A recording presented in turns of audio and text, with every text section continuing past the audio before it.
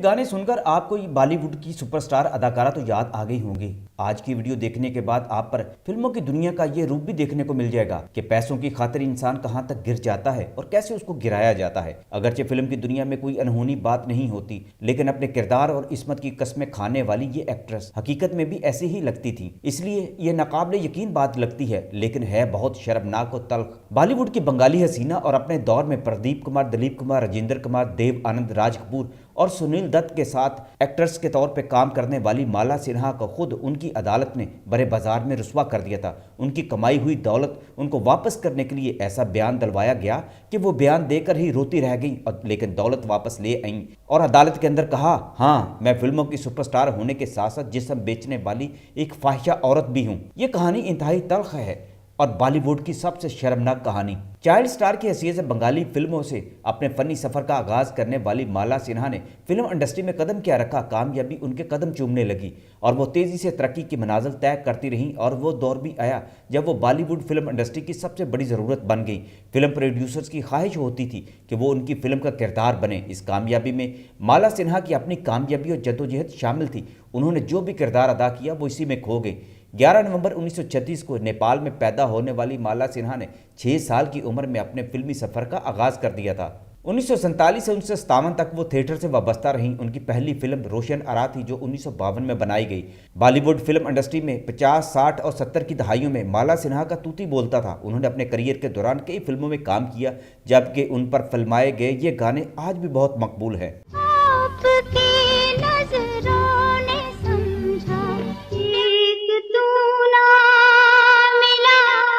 माला सिन्हा की कामयाबियों के बाद उनकी हिट फिल्मों की एक तावील फहरिस्त बनती चली गई।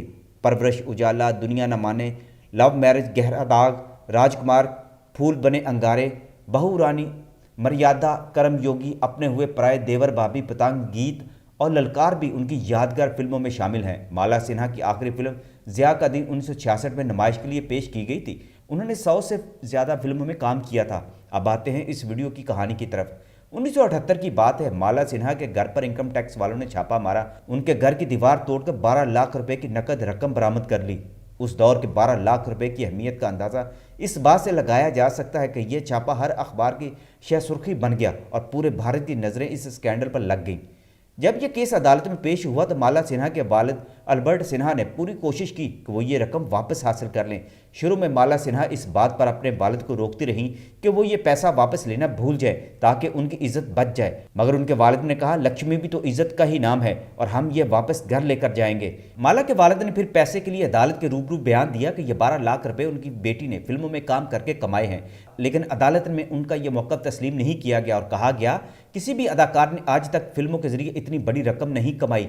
इसके बाद अदालत की जानिब से कहा गया, अगर अल्बर्ट सिन्हा ये चाहते हैं कि उनकी रकम वापस कर दी जाए तो उनकी बेटी को अदालत के सामने यह एतराफ़ करना होगा कि वो फिल्मों में काम करने के अलावा पैसे कमाने के लिए जिस्म फरोशी भी करती रही हैं। जब अदालत की जानिब से यह राय कायम की गई तो पूरे भारत की नज़रें माला सिन्हा के जवाब पर टिक गई और हर कोई यही उम्मीद कर रहा था कि इतने साफ सुथरे किरदार वाली एक्ट्रेस पैसे की खातिर कभी ऐसा बयान नहीं देंगी। लेकिन माला सिन्हा बहक गईं। वो पैसे के मुकाबले में इज्जत को तरजीह देना भूल गईं और माला के मद्दाहों को उस वक्त शदीद धचका लगा जब उन्होंने बड़ी डिटाई के साथ अदालत के सामने शर्मनाक एतराफ़ कर लिया और इकरार किया कि वो फिल्मों के अलावा जिस्म फरोशी भी करती हैं। माला सिन्हा के इस बयान के बाद अदालत की जानिब से पूरी रकम 12 लाख रुपए उन्हें वापस दे दी गई। लेकिन इसका फिर क्या हुआ? माला सिन्हा का एक खामोश बाइकाट शुरू हो गया।